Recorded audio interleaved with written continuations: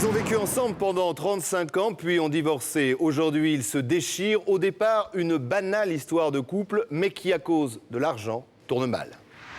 J'en veux beaucoup parce que je pensais qu'il m'aurait apporté davantage.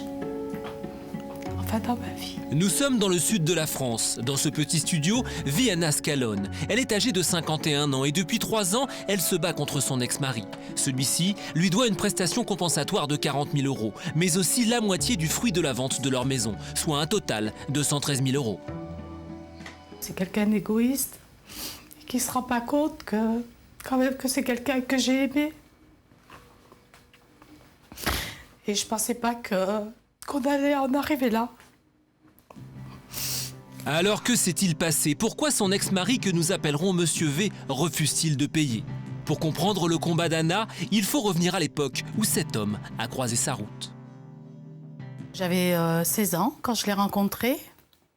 On s'est fréquentés pendant quelques temps. Après, on a eu notre premier rapport. Donc, je suis tombée enceinte suite à ce rapport. On a pris la décision de se marier.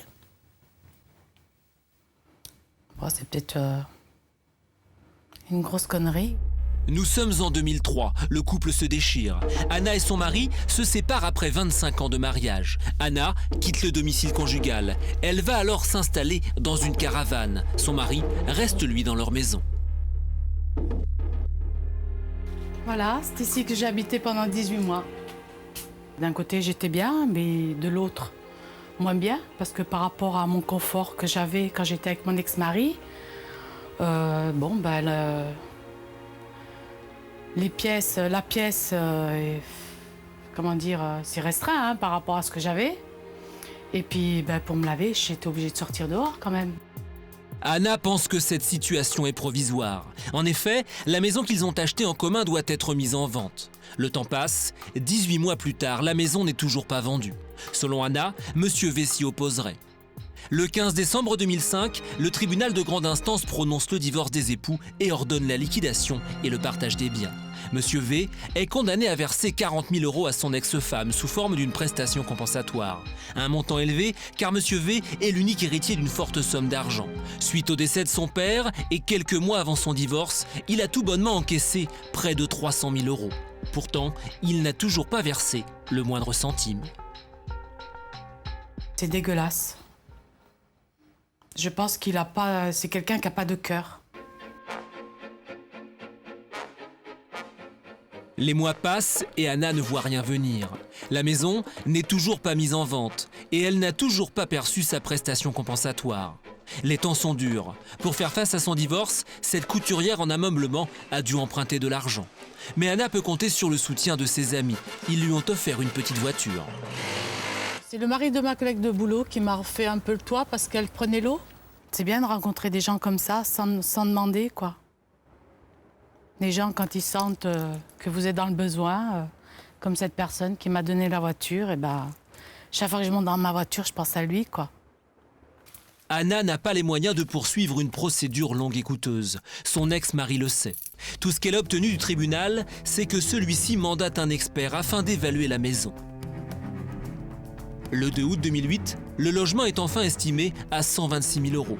Le garage, lui, à 20 000 €, soit un total de près de 146 000 €, dont la moitié revient à Anna. Mon avocat lui a demandé s'il était prêt à me donner une partie de l'argent qui me revenait.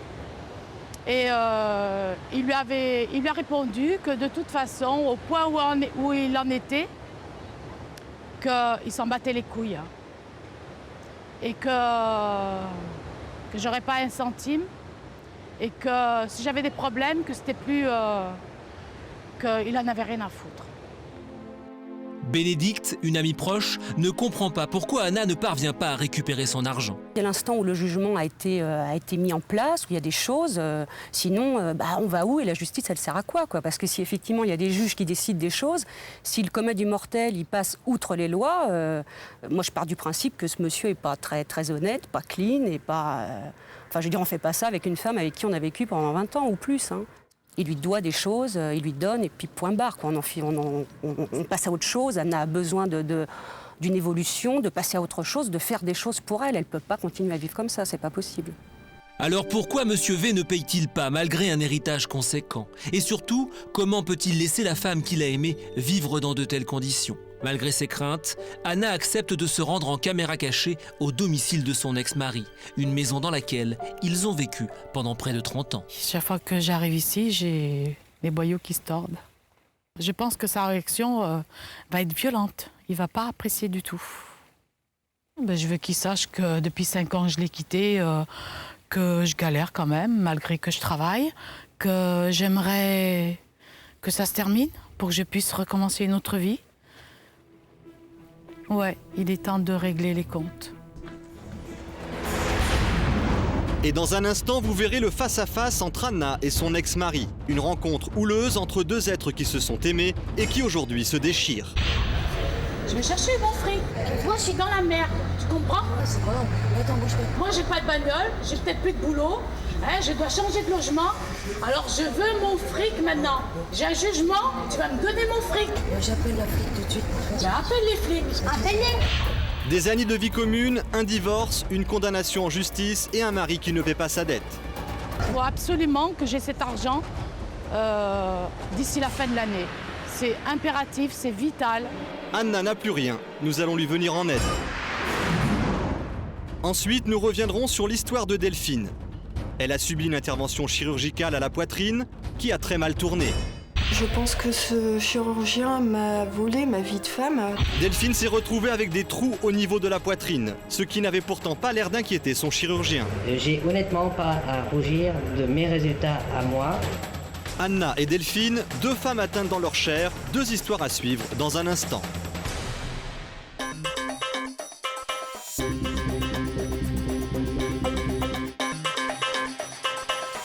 Il y a quelques instants, nous étions en compagnie d'Anna, récemment divorcée. Malgré une décision de justice, son ex-mari ne lui paie pas sa prestation compensatoire, soit 40 000 €. Pourquoi? Comment? Anna part en caméra cachée lui demander des explications.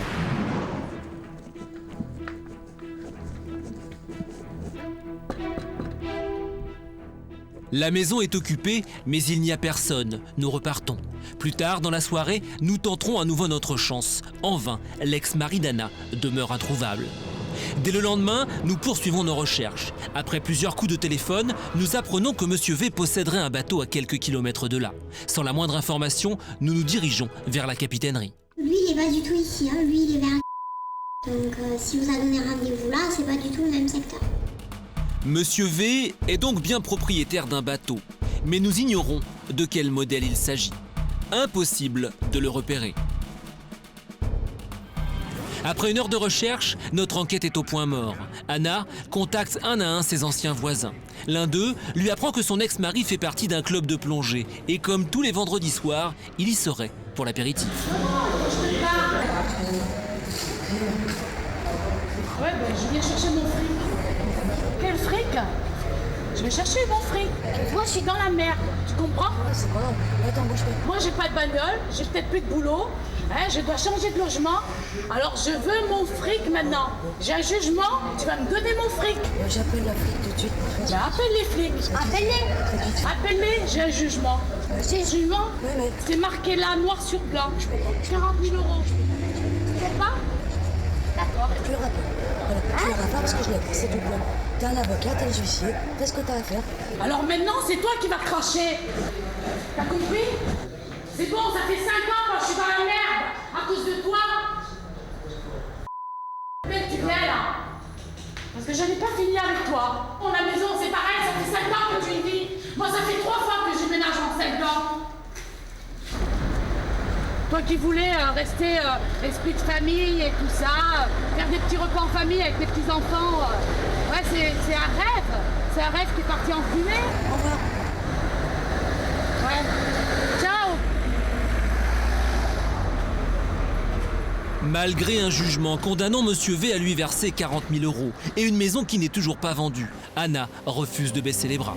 Car si on additionne les 40 000 € de la prestation compensatoire et sa part de la maison, c'est bien près de 113 000 € que son ex-mari doit lui verser. Une somme importante, car d'ici la fin de l'année, Anna doit quitter son appartement. Sa propriétaire a en effet décidé de le vendre. Anna risque donc de se retrouver à la rue. faut absolument que j'ai cet argent d'ici la fin de l'année. C'est impératif, c'est vital. J'ai fait appel à vous parce que pour moi, vous êtes mon dernier recours. C'est un appel à l'aide et je pense qu'avec vous, je peux aboutir à quelque chose. En France, la prestation compensatoire est ordonnée dans 15% des divorces. Encore faut-il qu'elle soit respectée. Bonsoir Anna. Bonsoir. J'espère que ce soir, sans aucun doute, et toutes nos équipes ne vont pas vous décevoir. C'est déjà assez dur comme ça, votre vie est déjà assez dure. Je reprends une phrase que vous avez dite dans notre reportage.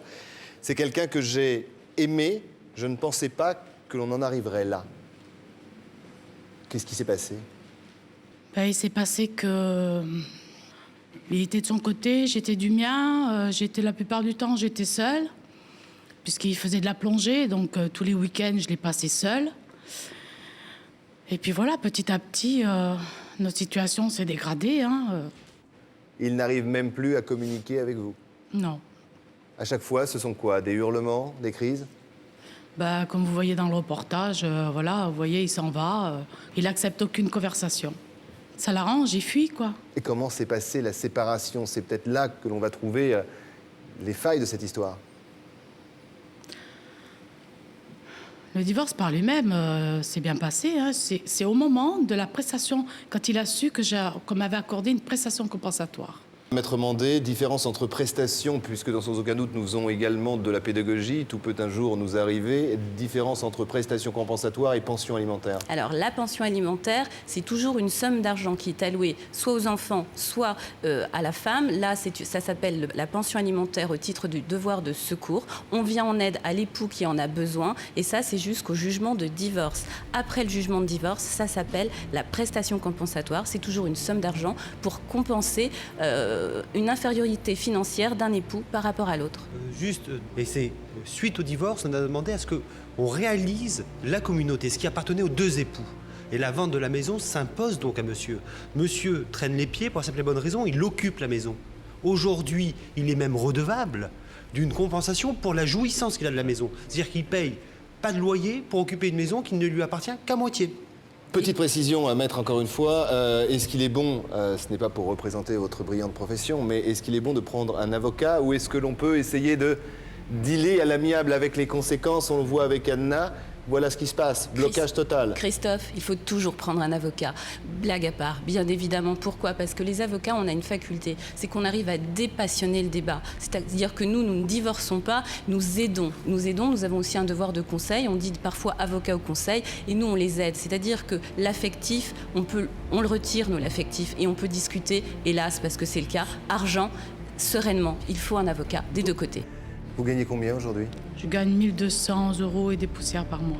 Et vous avez des frais, je suppose, de location de cet appartement? J'ai un loyer de 445 €. Voilà, après, comme tout le monde, il y a l'essence, le téléphone, l'eau, l'électricité, enfin voilà, tout ça. Vous pensiez qu'après 35 ans, un peu plus de 35 ans de vie commune, vous en arriveriez à tel point de rupture ou de déchirement? Non, je ne pensais pas, parce que quand on a décidé de divorcer, mon ex-mari, il m'a dit « je ne te laisserai pas dans la merde ». Eh bien, comme je lui ai dit, tu m'y as bien mis dans la merde. Et en effet, cette femme, par la faute de son ex-mari, est réellement dans l'embarras. Car aujourd'hui, il ne lui paie pas les 130 000 € qu'il lui doit. Notre premier appel lui est donc réservé. Allô ? Et fruit du hasard, ce monsieur est actuellement dans la salle d'attente du cabinet de son avocat. Cette visite signifie-t-elle que monsieur V aurait enfin décidé de régler sa dette? Dans cet espoir, nous prenons les devants et tentons de joindre nous-mêmes l'avocat. Oui, allô ? Bonjour Christophe Moulin, l'émission Sans aucun doute. Oui. Je me permets de vous appeler parce que j'ai besoin de vous, maître. Je suis sur le dossier d'Anna Scalone. Alors c'est une coïncidence incroyable parce que je reçois justement son ex-époux dans une demi-heure. Non. Si, aujourd'hui? Oui, aujourd'hui. C'est extraordinaire. C'est le rendez-vous d'après.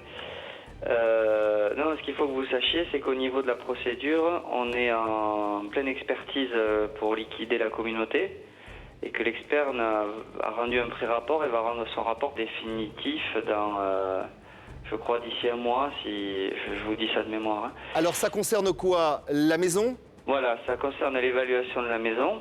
Oui. Et après, qu'est-ce qui se passe? Ça concerne ce qui est dû par l'un, par l'autre, parce que mon client, il était artisan, donc il avait des dettes vis-à-vis de certains organismes. Donc comme ils étaient mariés en communauté, il y a tout ça qui peut rentrer en ligne de compte. Et alors, l'autre chose, c'est les 40 000 € de prestations compensatoires. Il a été condamné, si mes souvenirs sont bons, le 15 décembre 2005, à les verser à Anna. Et là aussi, elle attend toujours. On peut faire quelque chose, maître? Écoutez, ça je peux pas vous dire pour l'instant. Je sais que ces problèmes de santé ont pris le pas sur un peu tout le reste. Voilà, oui, mais ça fait quand même 3 ans qu'il doit ces 40 000 €. Et Anna, aujourd'hui, vit dans un tout petit appartement avec 1 200 € seulement par mois. Ouais. Oui, excusez-moi, hein, Denis Del Rio, avocat. Une observation, il faudrait peut-être aussi indiquer à votre client que jusqu'à présent, il occupe à titre gratuit une maison qui ne lui appartient qu'à moitié. Et que plus il fera durer la chose, plus il devra d'argent à la personne à qui, manifestement, il ne veut pas remettre de fonds. Oui, sauf que vous n'avez pas toutes les infos puisqu'il n'habite pas depuis un bon moment dans la maison. Mais qui en a la jouissance? Qui en a l'attribution? Pour l'instant, personne n'y habite. Et ça, l'expert l'a constaté dans le pré-rapport. Oui, mais il en a la jouissance. Tout n'est pas blanc et tout n'est pas noir. Je ne dis pas que tout est blanc et tout est noir. Je vous dis juste une chose, c'est que d'après le jugement, il en avait la jouissance. Et c'est lui qui a occupé. Si aujourd'hui il décide de ne pas l'occuper, de ne pas en jouir, c'est son problème. Ce que je sais, c'est qu'il doit quand même les sous. Ça fera partie des comptes de la communauté, tout ça. Oui, mais il reporte sans date et il laisse son ex-épouse dans une situation... Et les compteurs, et visiblement, maître... C'est Mme Scalone, en plus, qui a demandé, mais à la rigueur, elle a eu raison, qui a demandé devant le juge de la mise en état à ce qu'un expert soit nommé pour fixer la valeur... Oui, mais ça ne répond pas à la question de la prestation compensatoire. On comprend bien que... Je suis d'accord, c'est autre chose. Ce sont deux problèmes différents. Il y a un confrère pour Mme Scalone. Il semblerait que votre client ait hérité de son père d'une forte somme d'argent. Donc il a de quoi faire l'avance, même pas l'avance, l'exécution d'une décision de justice qui le condamne à verser 40 000 €, qui n'est manifestement pas énorme. Excusez-moi, mais je suis vraiment en plein rendez-vous, donc je vais pas... Encore une fois, oui, maître, je vous comprends, je pense que l'argument de maître Del Rio a une valeur. On vous laisse finir votre rendez-vous et vous nous rappelez juste après. Et franchement, allez, on compte sur vous, on essaie de trouver une solution, d'accord ? Ok. Merci, à tout à l'heure. Mais une heure plus tard, n'ayant toujours pas eu de nouvelles de l'avocat, nous décidons de le contacter une nouvelle fois. Bonjour. Est-ce que je pourrais avoir maître à nouveau? C'est Christophe Moulin au téléphone. Oui, il faudrait que vous rappeliez dans une demi-heure. Dans une demi-heure? Voilà. D'accord. On le rappelle à ce même numéro? Exactement. Je vous remercie, à tout à l'heure. Je vous en prie. Au revoir. L'avocat n'a apparemment pas encore terminé son entretien avec son client. Sont-ils en train de réfléchir à une solution? L'ex-mari d'Anna va-t-il enfin accepter de payer sa dette? Anna va-t-elle toucher ses 130 000 €? Nous avons de nouveau l'avocat en ligne. Maître... Oui. C'est à nouveau Christophe Moulin à l'appareil. Oui, rebonjour. Rebonjour. Alors, comment s'est passé votre rendez-vous avec votre client? Ça s'est bien passé. En fait, donc lui, il est d'accord pour vendre au prix qui a été fixé par l'expert et sur la partie qui lui revient, que la prestation compensatoire soit prélevée dessus. Oui. Donc de tout régler en même temps. Voilà. Oui. Sur les 140 000 € que pourrait procurer la vente de la maison commune, l'ex-mari s'engage à prélever sur sa part le montant qu'il doit encore à Anna, soit 40 000 €. C'est une excellente nouvelle, mais encore faut-il aller vite pour vendre la maison. Est-il pas une possibilité de convenir de signature de mandat, parce que vous convenez qu'il faut aller très vite dans ce genre d'affaires? Là, il n'y a aucun problème là-dessus. Sur les 146 000 € fixés par l'expert, on peut signer les mandats de vente dès demain. Il n'y a aucun problème. Alors maître, il y a une chose que l'on va faire dans cette émission et qui va certainement vous servir. On va demander à Anna si elle est d'accord, elle est avec nous sur ce plateau, sur les 140 000 € prix de cette maison. 146. 146. Mais normalement, son avocat a dû lui faire passer le pré-rapport parce que je vois qu'il a été rendu le 2 août. Elle l'a, mais maintenant on va dire que les 146 000, c'est quelque chose de palpable, de définitif. Anna, est-ce que vous êtes d'accord sur ce prix-là? Oui. C'est quelque chose que vous vouliez? Oui, sur le prix, je suis d'accord. Je suis même gagnante, de toute façon. Excusez-moi, confrère, bonsoir, Sandrine Pégan. Moi, ce que je ne comprends pas trop dans ce dossier, c'est que votre client a perçu un héritage il y a à peine 3 ans. Et vous me dites que, bon, vous nous laissez entendre en tout cas que le client aujourd'hui n'a plus d'argent, en tout cas ne peut pas verser ne serait-ce qu'une petite part sur les 40 000 € qu'il a été condamné à verser à titre de la prestation compensatoire. Il a pas mal de problèmes financiers, il a notamment des saisies sur salaire.